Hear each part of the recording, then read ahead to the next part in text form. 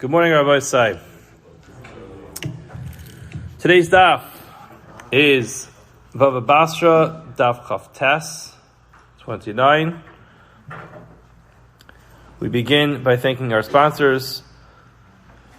We thank Batsheva Pava of Hashmonaim, Israel, for sponsoring all the shiurim and all the drashas of the month of Tammuz in commemoration of their father, Reb Shlomo ben Yehuda Aryeh Vegh of Philadelphia's first Yahrzeit.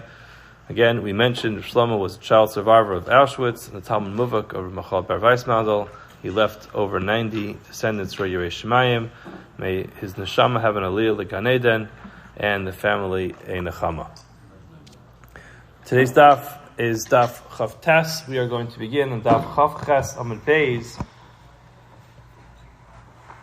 4 lines from the bottom. So just briefly yesterday, we began by asking the question of how do we know that a chazaka is 3 years? We described this chazaka, this cheskes raya, as we described yesterday, is that when a person purchases something, so the person always needs to be able to hold on to some element of proof that they own that property. Because if not, and then if the previous owner comes back and says, excuse me, you're in my property, they'll have no way of actually proving that it belongs to them. So the typical way of doing that is by holding on to the contract, to the document, to the deed, or to the title. But we recognize that that's very difficult for people to do. Not everybody has the ability to hold on to a piece of paper.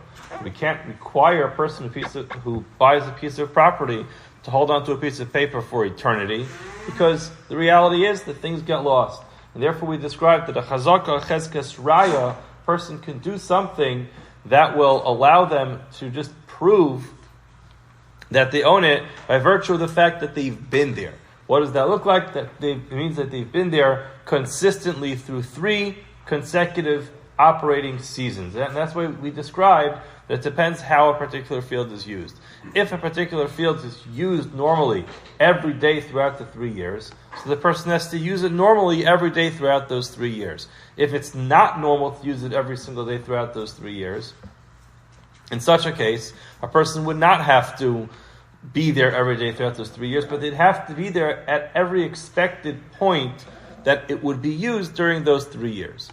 So again, depending on what type of field it is, and even went so far as to say that a person could even just do 3 single actions if that is considered to be the normal way of doing it, and that's how the Mishnah went on and described it. And the Mishnah asked the question, where do we know this from? How do we know that the number 3 is the magic number that it affords a person this raya, this chazaka, this establishment of fact that they own the field? And the Gemara brought a raya from a shar hamud. As we described many times in the last number of months, truth is we skipped a little bit above Metzia, but Bava Kama, we talked extensively about a shar muad, which is an animal that's considered to be a wild animal. How does an animal establish a pattern of being a wild animal that causes damage?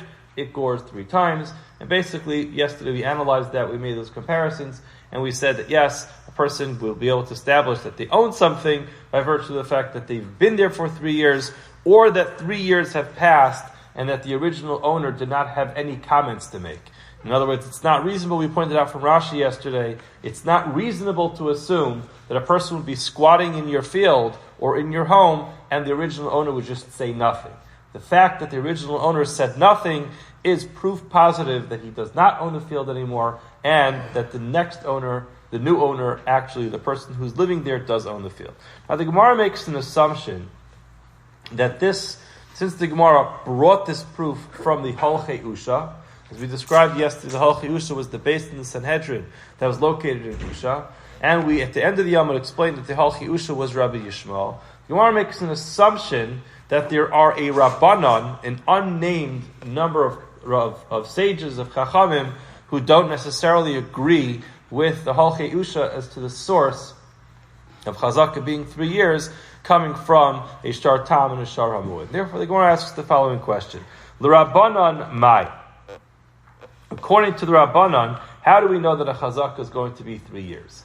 In other words, that was the Holchei Usha, but the Rabbanon, not necessarily a Rabbanon who are mentioned in our Mishnah, but the Rabbanon who descend from the opinion of the Holchei Usha, how do they know the Chazaka is 3 years? The Gemara says, Amar Rav Yosef, Krok Siv, Sados Bakesef Yiknu, V'kasav V'sefer V'chasav. So this is part of the nevuah, the prophecy of Yirmiyahu. Yirmiyahu spent a long time before the Churban Abayis warning Klal Yisrael that if they don't get their act together, there's going to be destruction of the temple. In this particular nevuah,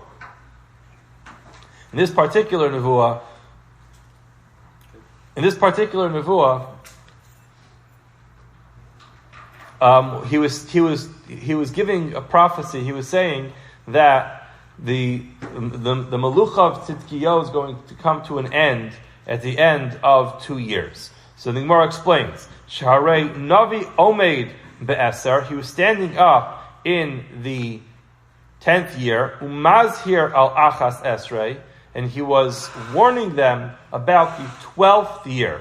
Okay, this is the 10th year of the Malucha, the kingdom of Tzidkiyahu, and he was warning them that in the 11th year, everything's going to come to a collapse, and there's going to be a Chorban.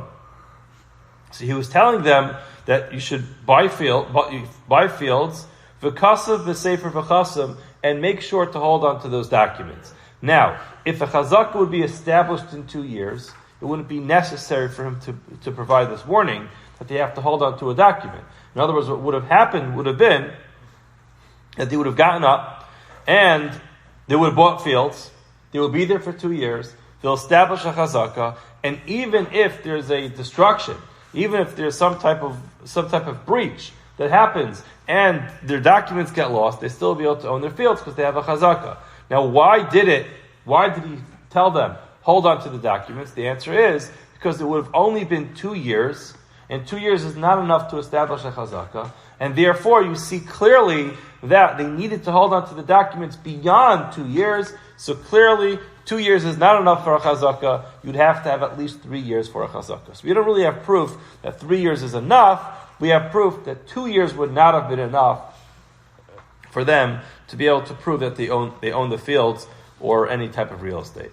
Amalei Abaya, so Abaya responded to him and said,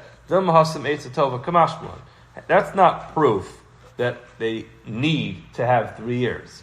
He's a Navi. He's getting up, he's talking to Klal Yisrael, and he's saying to them, listen, Rabbi Sai, you're not getting your act together. There's going to be a Chorban Bayis. There's going to be chaos. And you spend money on a field.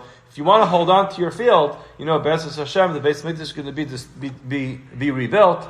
After it gets destroyed, you can come back in 70 years, and you want to come back to your fields, and you won't be able to do that by virtue of the fact it's not going to be easy. Someone else is going to be living in your field. So you're going to try to use the element of chazaka. It's much harder to get your field back with a chazaka. The best possible way to get your field back is to take out a document and say, look, I bought this field. So if you're a person with foresight, make sure that when you buy a field, sados bekesef yiknu, v'kasav b'sefer v'chasam. Write it down on a star and have your document signed and dated and sealed and approved. And like this, you're going to be able to have proof that you own the field. It's not a proof. Who said that just because the Navi was saying something, that was actually a halachic psak, you won't be able to get the field back? Perhaps he's just giving them a good idea. The Gemara actually goes out and proves that it must have been the case.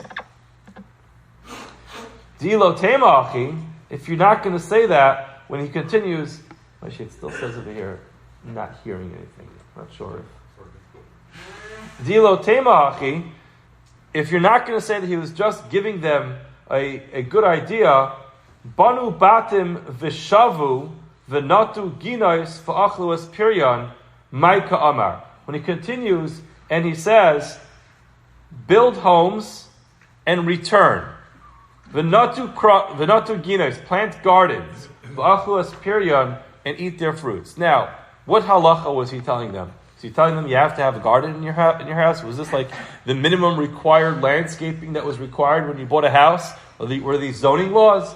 The answer is no. He was continuing to give them an Eitzah Tova. He was telling them, listen up guys. It's going to be a long gullus. When you buy a house in Bavel, you're going to have to settle there for a number of decades. So you may as well buy a house, you may as well plant a garden, you may as well have fruits to eat, because the gullus is going to be extensive. Gemara says, Ella Eitzah Tova Kamash Malan. He was simply giving them good advice. Hachanami, when he was talking to them in our nevuah about buying properties in Eretz Yisrael, he was giving them an Eitzah Tova. Another right, the Chsiv, where it says in the Pasuk, he was telling people, what should you do with the documents? Put them in an earthenware vessel and close it up, like this will stay there for a long time. Now that's definitely not a halachic psak. He was not telling that when you have a document, there's a halacha in Shulchan Aruch, you have to go ahead and store it in an earthenware vessel, like this will stay there for a long time. That's not something which is a halachic psak, so therefore it must be that he was giving just good advice to the people. We have no halachic proof from here how long is needed for a chazakah. So the Gemara says, Ella Amar Rava, so Rava retracts and says it must be that we have to establish the way the Chachamim know that a chazakah works in 3 years is from the following. So he moves off of bringing halachic proof from a pasuk, and he moves more into the category of a svara. In other words, it's a logical conclusion. Amar Rava, Sata Kamaisa, the first year, Machil Inish. It's reasonable to say that a person would forgive somebody who moves into his field. In other words, it's not necessarily normal, but remember, the term that Rashi used yesterday to describe why a chazakah works is, Ein lecha adam, there's no person who would allow somebody to operate in their own field for 3 years without saying something. So that basically means that it's just totally unreasonable to assume that a person would be able to buy a field, or I should say, a person would be able to move into a field, use the field, and act as an owner of the field for 3 years without the owner protesting. The Gemara is saying it is reasonable to assume that sometimes a person might be a little more forgiving. Maybe the person wasn't using the field. So Shata Kamaisa, the first year, Machil Inish. A person might say, you know what, person moves into my field, I wasn't using it anyway, I don't have much to gain from the field anyway, alright, I'll allow the person to use the field. Tarti Machil. Again, perhaps it's reasonable that a person will move into a field for 2 years, and the owner will forgive him and say, it's fine, you can use the field. Plus lo machil. It's totally unreasonable to assume that for 3 consecutive years, a person moves into someone else's field, and the owner just says, no problem. That's just totally unreasonable, and therefore, if a person successfully moves into a field or to a house for 3 years and operates as the owner, there is no way to assume that this person is operating there unless they are the owner of the field. Again, operating there without any protest. Amar le Abaya, Shabai responds and says, Elamiata, if that's the case, Kihadra Ara, after these 3 years, Tihadra lebar mi peri. You would have to say, you return the field without the fruits. In other words, let's just play out the case. A person moves in, he squats. A guy goes on a business trip. And in the times of the Gemara, a business trip wasn't just you get on a plane, go to another country, and spend 2-3 days there and come back. A business trip could take 6 months, it could take a year, it could take a year and a half. So a person goes out of town for a year and a half, and someone else says, you know what, the owner of this field is gone, I saw him get on the ship, he'll be gone for a while, I'm moving in, I'm going to go ahead and plant a crop over here. He goes there, he plants the crop, he's operating peacefully, no one's protesting for a whole year. The guy says, this is great, I found the field, unoccupied territory, I'm going ahead and planting in the field. I'm doing whatever I want in this field. No one's protesting. The guy's out of town. So a year and a half later, the guy comes back and he looks at his field. He's like, what's going on here? I see a guy moved into my field. He put up a sign with his company logo on it. He's selling fruits and vegetables. He's got a little corn stand in the front and says fresh corn. And he's selling it and everyone's coming by. This is my field. What's going on over here? So now, he protests and he says to the guy, get out of the field. Obviously, he wins. It's his property, and the guy has to move out. But now, if we're saying that the logic behind this is that year number 1, a person is mochel, he forgives somebody who moves into his field and operates there without permission, so giving back the land is obvious, because this guy who moved in doesn't own the land. But if the person forgives him, he allows him to operate there, then the person should be able to leave with all the fruit. Why? Because the person's mochel. In other words, Rav, if you're correct that it's reasonable that a person would be mochel, would allow a person to use his field without any fee for a whole year, so then why does the person have to actually return the land? Alama Amr Nachman Hadra Ara Vihadra Peri. He has to actually return all the fruits. So all that corn, all those fresh tomatoes that he's selling on the side of the road, he has to actually give to the owner of the field. Why does he have to give it to the owner of the field? He was mochel him. And Amar Rava, no, he misunderstood. Now I just would point out, it's important to make this point now, because if you look inside of the Gemara, I'm not going through every Rashi over here, but there's a big change that happens right now going forward in Maseches Bava Basra. If you look on the side, it says in the middle of Rashi, you have this line, Ad Kan Pirush Rashi. There's another Girsa which says, Kan Meis Rashi. Right here is where Rashi died. So now, whether or not Rashi died in the middle of writing this Rashi, or for some reason Rashi's parish became unavailable after this Rashi, the bottom line is we don't have Rashi's parish on the rest of Maseches Bava Basra. Rashi's grandson, the Rashbam, you see it says, Mikan Ve'elech, Pirush Rabbeinu Shmuel ben Reb Meir.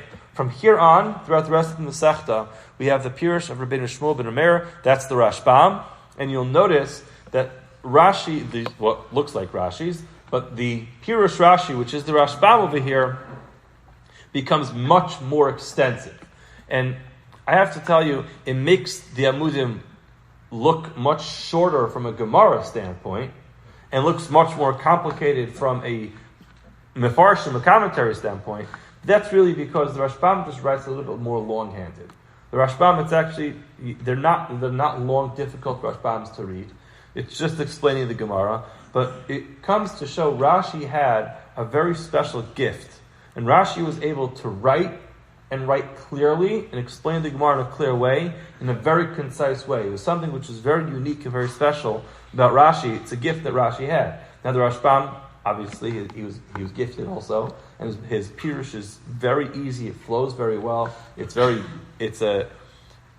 very good. It doesn't need my askama, but it's a good pirush on Shas, and it reads very well. But there's something about Rashi being able to write very shorthanded and very clear as well, which the Rashbam wrote a little bit more longhanded. So it's just important to know here on in, when we quote the Mefarish on the side of the page, that is the Rashbam and not Rashi anymore. It's actually quite a dramatic thing to see, Rashi died in the middle of writing his Pirush on Maseches Bava Basra. We had other Masechtas also, in the Dharma was the Ran, Nazar, we also had the Rashbam, but ultimately we see that, Rashi's in the middle of writing. That was his whole life. His whole life was writing. Now there are those who explain, you talk to the historians about this, that Rashi actually did write a Pirush in the entire Bava Basra. The problem just was that Rashi kept on refining his Pirush, and every time he refined his Pirush, he took the other one out of print, and he didn't want people to see it anymore. Because again, as we said, Rashi was very concise. Rashi was so careful that his Pirush on Shas should be so perfect. Every word was calculated, and as he went through each iteration of his Pirush on Shas, he went ahead and refined it again. So when Rashi refined it again, he didn't want the previous version to be in print because it wasn't as precise as he wanted it. So those who say that there are Pirushim, which maybe some can get a hold of, on Maseches Bava Basra, that was not made public because Rashi didn't want those to come out, and therefore his grandson, the Rashbam, took over and wrote the Pirush going forward. But either way, going on in our Gemara, from here on in, it's going to be Rashbam and Tosfos. So now Rava says, I didn't mean to say that he was mochel the first year. Rather, Sata Kamaisa Lo Kapid Inchi. In other words, a person is not as makbid. So there's a big difference between being makbid and giving away your property. That means that I might allow someone to walk on my lawn or to go take a shortcut through my backyard every now and then. That doesn't mean that I'm giving him my property. There's a big difference between me giving away my property and me saying that I'm not makbid. All right, I'll allow you to go there. So Shata Kamais the first year, lo kapid inish. There are people who are not so makbid. It's okay. Person moved into my field, wasn't using it anyway. All right, no problem. Tarti the second year, again lo kapid. A person's not going to be so makbid, not going to be so careful. However, Klas, once a person starts making established chazak of being in the field for 3 years, that's when you start saying, excuse me, sir, the first couple of years, I was a gentleman, and I didn't come outside chasing you off my property. But the third year, buy your own piece of property. It's time for you to actually make an investment. Tfilas kapid. Amar le Abaye. So Abaye responded to him and said, okay, that's the truth. Elamiyata, if that's the case, the first 2 years, the person is not makbid, and the basis of chazaka is that a person is not makbid, what are we going to do about Kagon? Hani de Beibar El Yashiv. These fields that belong to the family named El Yashiv, Dikapid afilu aman dechalaf mitzra. What about these people? You know that there are certain people that, like, when you step on their lawn, like all alarms go off, and the person comes running outside, get off my grass. So the Beibar El Yashiv were very makbid. They didn't want anybody walking on their field. So now, according to your logic, Rabbi, it would come out that if a person stepped on their lawn and nobody came out to yell at them, immediately they'd have a chazaka. Why? Because they're very makbid. There's no reasonable conclusion that you could draw about a person being even one day on a field that belongs to Beibar El Yashiv without them protesting, other than they sold it to them. Because again, you're telling me that the basis of chazaka is that once a person's on a field and the owner is not kicking him off, that must mean that they must have sold it. So if you have a family who's very makbid on people stepping on their field or walking on their field, a chazaka should be established at the end of one day. So afilu man dechalaf mitzvah to hachanami del alter havi chazaka. You're telling me that immediately the person will be able to establish a chazaka that they own the field. Gemara says, and if you're going to tell me that indeed that is the halacha,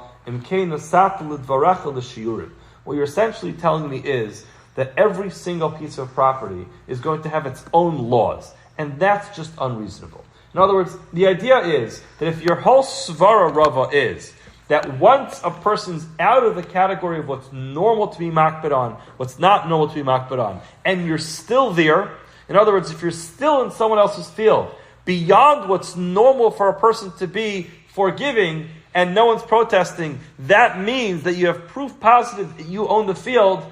Then essentially what you're saying is that it really depends on everyone's property. This guy could establish a chazaka in 1 day, this guy in 6 months, another guy in 2 years, another guy in 4 years, another guy in 6 years. It's just not reasonable. You can't have a shulchan aruch that says, depending on a person's personality, and the amount of assets that a person owns, and how much field he needs to operate every single year, that's not going to make a chazaka. We need to have a one-size-fits-all halacha for everybody, and it can't just be that it depends on each particular family's level of hakpada of people moving into their fields. So the Gemara says, Ella, Amar Rava, we're going to have to reword this. Sata kamaisa mizdar inish bishtare. So now we're moving completely off of what a person's personally going to be makbid about, and we're going to now start talking about the normal people of how long it's reasonable to say that people will hold on to a document. This is essentially what we mentioned beforehand. Shata kamaisa mizdar inish bishtare. A regular, average person holds on to a document for the first year. Tarti, again. Tarti utlas mizdar. The second and the third year, again, people hold on to documents for 2 or 3 years. Now, tfei, but after that, lo mizdar. People just generally don't think you have to hold on to prove that something belongs to you. And again, there are people who hold on to receipts. And you go to a receipt, and you get a significant expense. You have your air conditioning fixed, or you have your car repaired. You're going to hold on to that receipt, to that invoice, because just in case something breaks, you want to be able to go back. At a certain point in time, you're no longer holding on to these documents forever. Similarly, when it comes to a person's document that they bought a field, the first year, you're very careful. You're in the field, you're the new owner, people are going to ask you, Shalom Aleichem, welcome to the neighborhood, or you bought a new house, how much did you pay for the house? People don't always have so much good tact, always asking all kinds of questions. Did you take out a mortgage? Whatever else they're going to be asking. But you're going to want to hold on to the document if the person comes by and says, is it actually yours or are you just squatting? That happens the first year, second and third year, people still hold on to it.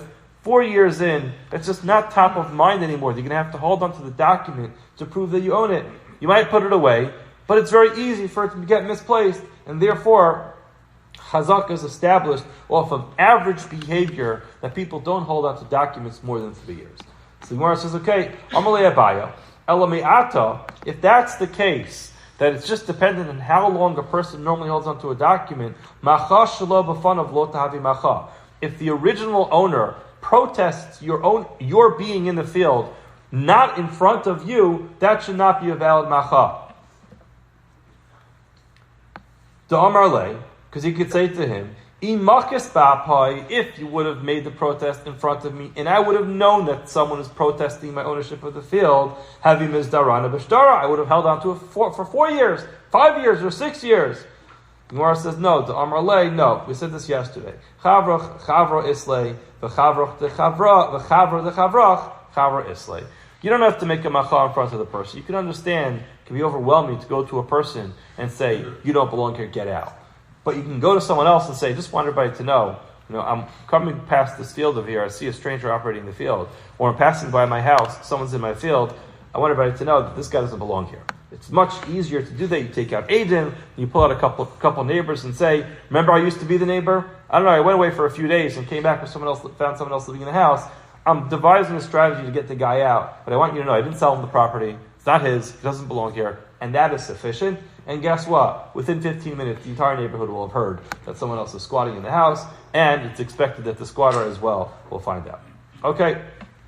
And therefore, chazaka, a ma'acha, a protest against the one who moved into the field can happen, even if it's not in front of the squatter himself. Amar Rav Huna. Rav Huna makes the point. Shalosh shanim, the 3 years that we talked about, Sha'amru, that we spoke about, Hu sha'achlam ritzufos, they have to be done consecutive. So Gemara says, My kamashmulan, Tanina, thank you, Rav Huna. It's actually explicit in the Mishnah. It says, Kaskasam shalosh shanim liyom. 3 years, day to day. You can't just, at the end of 15 years, come by and say, I put together cumulatively enough time that I've been in the field that it equals up 3 years. It has to be miyom liyom, consecutive. Morris says, no, I would have thought miyom liyom le'afukim mikutos. That means that they have to be 3 solid years, or 3 years, each one is solid. It could be year 1, year 3, and year 5.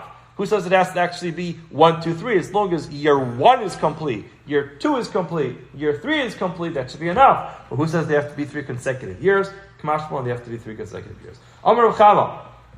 Modri Rav Huna agrees, but Astra to Muvri Bagi in a year where they usually skip a year. In other words, there are some times when it's normal to skip a year of producing. So now in Eretz Yisrael we have Shemitah, which every 7 years the field lie fallow. There is supposed to be some benefit to the land to skip a year. So in a place where they skip years, Rav Huna would agree that you don't have to be there during that skipped year, because that's not the normal way of plowing. Gemara says, Pshita, of course. That's just not normal. Why would he be expected to operate in a not normal way? Gemara says, Lo tzricha, I would have thought the Ika de Muvri, we're talking about a case where some people skip, and some people don't skip. The High Gavra Muvra. And this guy elected to skip a year. So you might say, Mao the Taim, I would have thought to say to him, if it's actually yours, you should probably be focusing on making sure that people know that it's yours. You should have been from the people who don't skip a year, because you should be trying to establish your chazaka. Kamash Malan, he actually says what I'm teaching you is that even according to Rav Huna, you can skip a year, and that does not prove that you don't own the field. The Amar Lei could say to him, Chada ara bekule baga lo matzina linter. He could simply say, it's true. It is the top of my mind for me to be trying to establish a chazaka. In other words, I know, I just bought the field, and therefore I have to be here for the first 3 years of operation. And you know what? I would have actually wanted to be here for 3 consecutive years planting, but it's just not financially feasible for me to be the only field in operation in the entire neighborhood, because that means I have to pay the entire security force of the whole field, which is going to run me broke. I'm not going to be able to afford to make a profit that way.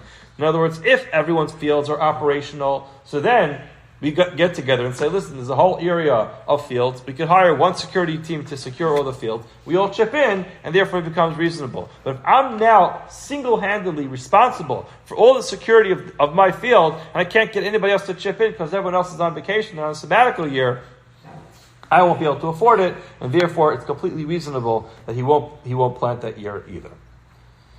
He could also say, even if it's feasible, listen, the reality is that fields produce better when they get a year of lying fallow. And I'm in this business to make money. and therefore I want my field to be as productive as everybody else. Imagine everyone else skips a year, you allow the field time to rejuvenate, and I am planting. So the following year, you know what happens? Everyone else has tremendous produce. And I have weak produce because I didn't actually treat my field properly. So you know what? I'm going to skip a year, even though I'm trying to establish a chazaka, because I want my field to be as productive as possible. Tonight, the Gemara goes on. Chezkas habatim. The first words in our parak are Chezkas habatim, a chazaka of a house. Now, up until now, we've been discussing a field. But Chezkas habatim v'habatim di'biyamama yadi. During the day, people know who's living in the house. Belelia, lights are out. Nobody's out on the streets. Lo yadi. Nobody knows that you're there. So now you're going to have a problem. According to Rav Huna, you have to have testimony that you're there every single day consecutively throughout the year. But if a person says, you know what, I came by at night and there was no one in the house, you'll never be able to prove you were there at night.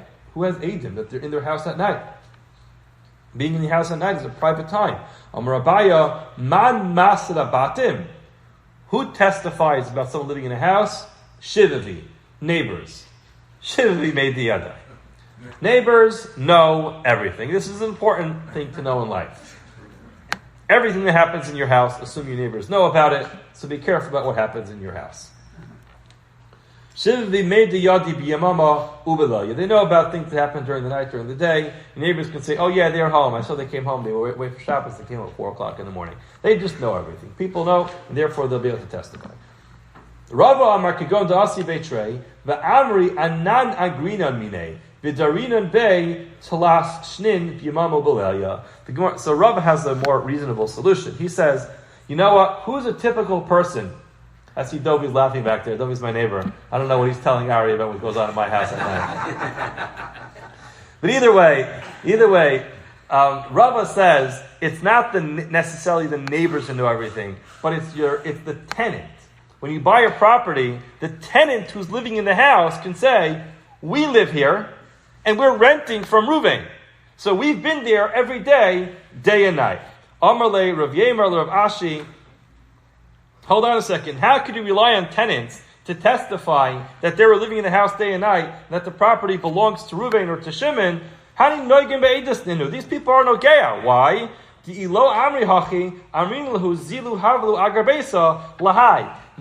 They're paying rent to Reuven for 3 years. And now, all of a sudden, Shimon comes by and says, it's my property. So they say, no. It's Reuven's. We've been here day and night. Now they know if their testimony is not accepted, there's a new landlord who shows up and says, 3 years of rent, pay up. So therefore their testimony should not be accepted. This is how Dayanim, who are not paying such good attention in Paskin. Milo Askinen, aren't we talking about going to Nakti Agarbe? So they're holding on to the rent. Va'amri, they come to base and they say, Leman Lisvai. Who should we give the rent to? We're here for 3 years. It's time for us to pay rent. Reuven says I'm the owner. Shimon says I'm the owner. Who do we give the money to? Omar Zutra, the answer is that if they say that they're living there for 3 years, under Reuven's ownership, they give the money to Reuven because they're establishing a chazaka that Reuven actually had the property and used it for 3 years, day and night. Okay, in other words, there's no dispute. They have to pay the rent anyway. The question just is, to whom they pay the rent, that's not considered to be no ge'eh ve'edus. Amar Zutra, v'itoyin v'amar, laisu sadi, laisu trei sadi, la sudele, didarbe tlas shni b'yamamu b'lelia, ta'anase ta'ana. So in other words, what he's adding over here is that, generally speaking, when a person asks for edus, we don't actually require a person to bring edus that he's there day and night. In other words, we're trying to figure out in our Gemara if it's reasonable. But generally speaking, we just say, can you bring edus that you were there for 3 years? Now, if the person actually requests edim that you're there day and night, we would respect such a request, but we're not going to actually make that claim for you.